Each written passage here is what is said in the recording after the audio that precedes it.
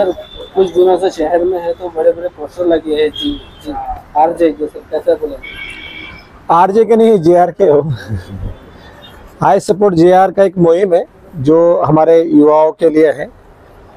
आप सभी को पता है कि मराठवाड़ा ये युवाओं का मराठवाड़ा है, जहाँ पर 65% युवा रहते हैं। और खेत की बात ऐसी है कि युवाओं के लिए जो गवर्नमेंट ने सोचना चाहिए वो कहीं ना कहीं दिखता नहीं है यहाँ का गवर्नमेंट के लिए।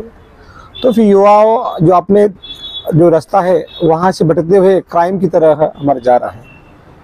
और जो डेवलपमेंट की बात करते हैं तो जो ग्रामीण से हो या शहर की हो, कोई डेवलपमेंट की बात करता ही नहीं है।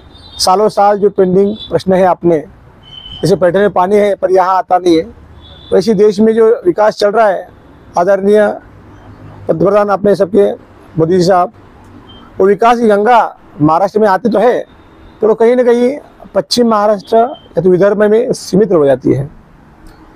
तो इसके पीछे कारण यहाँ पर कोई एक स्वच्छ प्रतिमा वाला चेहरा वाला एक नया बदल चाहते हैं।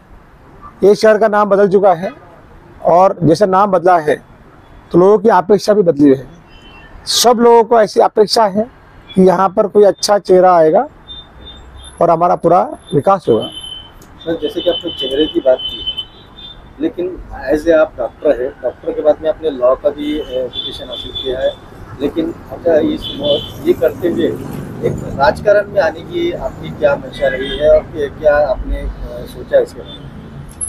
देखो, मैं पहले 12 साल तो खेती किया हूँ। खेती से शिक्षण में आया तो न्यूरो सर्जन बना, MBBS हुआ, MBS हुआ, MCS हुआ।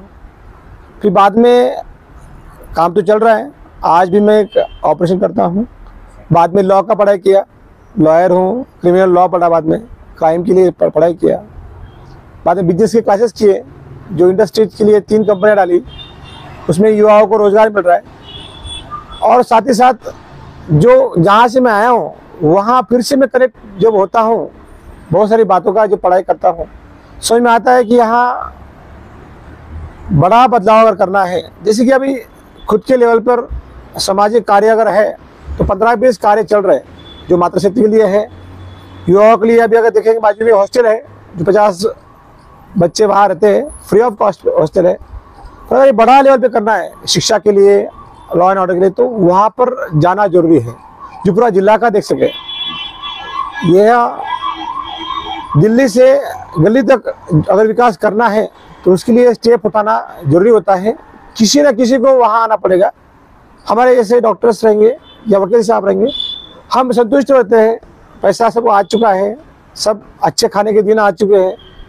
मेरे लिए 2 ऑप्शन है, एक तो अच्छा आराम करूँ, खेलूँ, दूसरा है कि जितना कष्ट किया है उससे ज़्यादा कष्ट करूँ और जो नॉलेज लिया है वो लोक कल्याण में डालूँ। तो सेकंड ऑप्शन मैंने निवड़ा है, जो चूज किया है। राजकारण में आपने आने का सोच लिया है, ठान लिया है, और लेकिन इसमें लोकसभा चुनाव जो आने वाले हैं 2024 के, तो आप इसको कैसे देखते हैं? क्या आप किसी पक्ष से लड़ेंगे या अपक्ष लड़ेंगे? क्या मुद्दा है? राजकारण में आ रहे ऐसा नहीं है, हम सभी जिसके पास वोटर ID है वो सभी राजकारण में इसका हिस्सा है। हाँ, उसमें कार्य करने के लिए उतरे हैं अगर आप ऐसे बताते हैं तो बेशक कोई ना कोई तो आगे आना पड़ेगा। और मैं आपको सभी को बताना चाहता हूँ, कोई मेरे यंग यूथ है, सबको मेरा विनंती है कि सभी ने लोकतंत्र में आना चाहिए।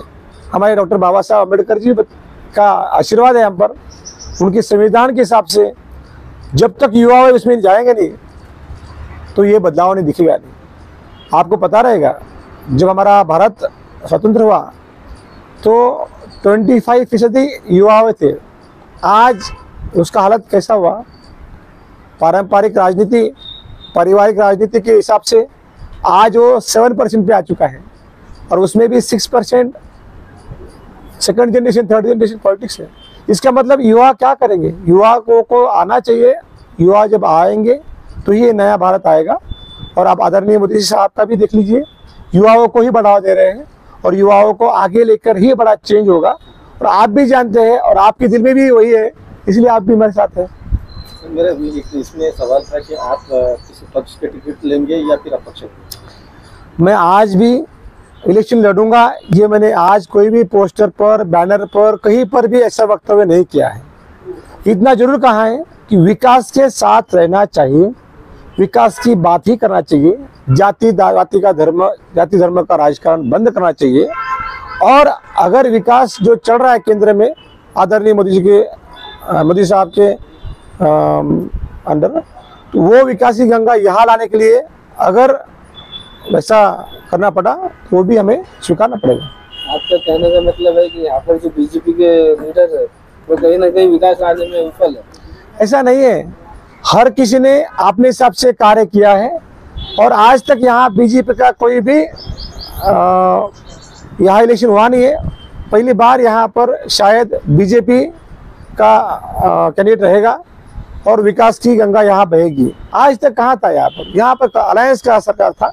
अलायंस में कभी कभी होता है प्रयास, तो और कोई करता ही है, पर वो प्रयास लोगों तक, युवाओं तक नहीं गया। और मैं बीजेपी का जो ग्राउंड से कार्यकर्ता है ऊपर तक सभी को रिस्पेक्ट करता हूँ। अगर आप बैनर देखेंगे तो सभी का उसमें फोटो है, सभी मेरे भाई हैं, सभी अच्छा काम करने के लिए अच्छी पार्टी से जुड़े हुए हैं, वो सभी अच्छे हैं, सभी अपने अपने हिसाब से प्रयास कर रहे हैं। सभी को आशा है कि ये लोकसभा बीजेपी सीट से लड़ेगी और ये लोकसभा के लिए अच्छा एक कैंडिडेट मिलेगा और अच्छा ड्राइवर मिलने के बाद में और लाखों युवा इसमें यहाँ बीजेपी के लिए छत्रपति संभाजी नगर नहीं, पूरा मराठवाड़ा का एक गेट वे है, वो यहाँ से ओपन होने वाला है। सर बीजेपी से ही आप ख्वाहिशमंद है? मतलब ये आप तर्क वितर्क लगाना अपना काम है और लगाना भी चाहिए, पर मैंने आपको बताना हो कि जो भी पार्टियां ऑप्शंस अवेलेबल हैं आज सब में अगर अच्छा विकास करते हैं, केंद्र में विकास करते हैं, जो केंद्र में पार्टियां 400 पार करने वाली है उसके साथ अगर हम जुड़ना चाह रहे हैं या आपने जुड़ना चाहिए, हर किसी ने अच्छा काम में जुड़ना चाहिए। वहाँ विरोध किस बात का? अच्छाई में विरोध करना, इससे ज्यादा बुराई क्या होगी? जैसे कि चंद्रकांत खैरे साहब का भी नाम लिया जा रहा है लोकसभा के लिए, विनोद पाटिल साहब है, इंदिरा गांधी साहब है, उनका बॉम्बे से भी चल रहा है, औरंगाबाद से भी चल रहा है। उसके अलावा कई बड़े दिग्गज यहाँ पे राजनीति में अभी लोकसभा लड़ने वाले हैं, क्या लगता है आपको? हर किसी लोकतंत्र है भाई, हर किसी का अधिकार भी है। मैं तो बोल रहा हूँ आपका भी अधिकार है, सबने लड़ना चाहिए और सभी का ही लड़ने का जो मुद्दा है यहाँ से आगे विकास का होना चाहिए, ना कि जाति धर्म का होना चाहिए। जो विकास के लिए, जो निस्वार्थ लिए काम करेगा वो जीतने वाला है उसको। और आज लोगों में इतना अवेयरनेस हो चुका है कि अच्छा कौन है और बुरा कौन है। आज यहाँ से हाँ मानता हूँ मैं, आज तक छत्रपति संभाजी नगर को वो कार्ड खाने बांध पे हुआ था। आप खाने बांध बंद करो, खाना पाना साथ रखो, खाना और साथ रहो, अच्छा रहो, भाईचारा रहेगा। जैसे कि आप एक खुद डॉक्टर है और हमारे शहर में बहुत सारी जो कमियां हैं जो सरकारी हॉस्पिटल में है, इन कई मुद्दों पर है, कई लोग जो है तो परेशान होते हैं। जैसे कि पहले बहुत सारी मेडिकल जो फ्री मिलती थी, लेकिन आज जो समस्या है बहुत सी मशीनरी की समस्या है। न्यूरोलॉजिस्ट जैसे आप बता रहे तो वो उसके अंदर भी जो है तो कमी कहीं ना कहीं अपने शासकीय हॉस्पिटल है वहाँ कमी आ रही है। इस बारे में आप क्या करेंगे? मुझे बड़ा खेद है कि आज तक मैं एक पीढ़ी गई, 25 साल गए, शिक्षण, आरोग्य, लॉ एंड ऑर्डर, इस पे चर्चा हुई नहीं। आपने विषय निकाला, इतना बड़ा मराठवाड़ा सेंटर है, यहाँ एम्स क्यों नहीं? क्यों यहाँ से एम्स गया? अगर नागपुर आ सकता है यहाँ क्यों नहीं आ सकता? जब नागपुर में ऑलरेडी सुविधा अच्छी है, 2 मेडिकल कॉलेज वहाँ पर गवर्नमेंट के हैं, यहाँ पर क्यों नहीं आ सकती?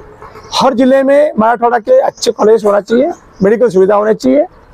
और यहाँ पर आने वाली इंडस्ट्रीज, आपको पता है बड़ी बड़ी कंपनियां यहाँ से यहाँ आने से कहीं और चलेगी, क्यों हुआ है? गुजरात, दमन जैसे एरिया में यहाँ से हमारे पास चली गई है, जिसकी वजह से हमारे जो सुशिक्षित विद्यार्थी यहाँ पे एजुकेशन ले चुके हैं, लेकिन उनको काम नहीं मिल पा रहा। जहाँ कहीं दिक्कत होती है तो आप इस पर क्या जोर देंगे कि हमारे जो विद्यार्थी है उनको जो काम लोकलिटी में मिलना चाहिए, वो तो अदर स्टेट में जा रहा है, तो इसको क्या? आपको बताना चाहता हूँ, ये युवाओं का शहर है, ये युवाओं का मराठवाड़ा है। और जब इतना बड़ा युवा है, यहाँ इंडस्ट्री के लिए रेड कारपेट अगर बना देते हो, जैसे सिंगल विंडो रहेगा सिस्टम, किसी को कंपनी डालना है तो उसके लिए सिंगल विंडो फॉर्म बना के अगर वो सिस्टम करते हैं और यहाँ पर आने के लिए उनको स्वागत करते हैं। पैसे की कमी नहीं है, व्यवसाय वहाँ पर जो करने चाह रहा है उसका सपोर्ट के लिए अगर करते हैं तो मुझे लगता है यहाँ पर लाखों युवाओं को रोजगार मिलेगा। आपको मैं बताना चाहता हूँ, जब लॉ करते समय हमने 10 स्पॉट ऐसे शहर में वहाँ सर्वे किया। मेरे युवा भाई जो घर से निकलते हैं वहाँ खड़े रहते हैं, कोई काम मिलेगा, दोपहर होती है कोई काम मिलता नहीं है, फिर उनको बाजू में बटर मिलता है जो कि एक नशा का दवा है, और वो अच्छा प्रवाह से बुरा प्रवाह में जाता है। और इसी ये बहुत बड़ा मेन रीज़न है, युवाओं को चाहिए काम, जिसको काम मिलता नहीं है इसलिए क्राइम बढ़ता है। तो आपको बताना चाहता हूँ, यहाँ पर अगर आप टूरिज्म की बात करते हो, टूरिज्म और मेडिकल टूरिज्म लाया तो 2 से 2.5 लाख युवाओं को यहाँ पर रोजगार मिल सकता है।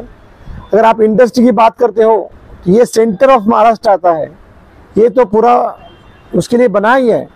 तो यहाँ पर लाखों युवाओं को रोजगार मिलेगा, और युवाओं को अगर रोजगार मिलता है तो ये सब बाकी मुसीबतें कम हो जाएगी। यही तो उद्देश्य है JR का। आपके सवाल ये कुछ वाकई में निश्चित रूप से आप किसी पक्ष से लड़ेंगे या किसी को सपोर्ट करेंगे? आज की बात ऐसी है, आज का दिन पता है, जो मोमेंट चल रहा है सभी उसमें युवा है, गांव-गांव, शहर-शहर। 2 सर्वे किया, दोनों में जो सपोर्ट मिल रहा है, अगर ऐसी नौबत आती है तो गांव-गांव में फिर से सपोर्ट किया जाएगा, फिर से रिव्यू लिया जाएगा, और जो जनमत रहेगा उसके साथ जाना अच्छा रहेगा। आपको बताने में कोई गलत नहीं होगा। जब से पहले ना JR पे कोई फोटो था नहीं, तो JR के बड़े बड़े मीनिंग निकाले, अलग अलग अर्थ निकाले गए। तो JR for justice for right अगर आप बताते हो तो जीवन राजपूत भी हो सकता है, पर वैसा नहीं है। वो सीमित मेरे नाम से नहीं है, वो सबसे साथ में है। और इसका रिव्यू आने के बाद में सबका ऐसा बताना है कि यहाँ पर चेंज तो 100% होगा, नया चेहरा ही आएगा, नया नाम आएगा, और नया विकास की गंगा शुरू होगी। नाम नहीं बताया किसका नाम?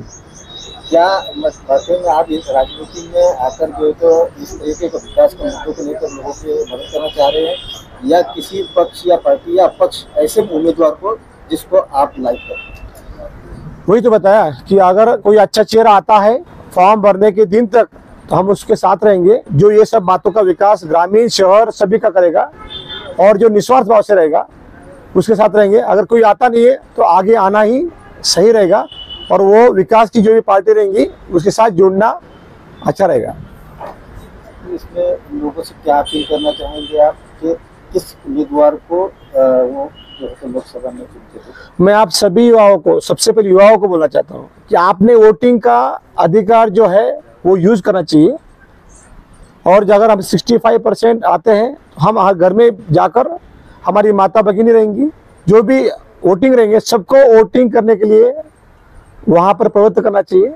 और जो चेहरा अच्छा है, जो चेहरा निस्वार्थ है, जो अच्छाई का काम करना चाहता है, जो बदल करना चाहता है, उसके साथ आपने रहना चाहिए। और कोई भी जाति धर्म पक्ष में आप नहीं आते हुए एक इंडिविजुअल के साथ में, और हाँ, विकास की गंगा में जो सेंटर में सपोर्ट कर सकते हैं, ऐसे आदमी को आपने सपोर्ट करना चाहिए।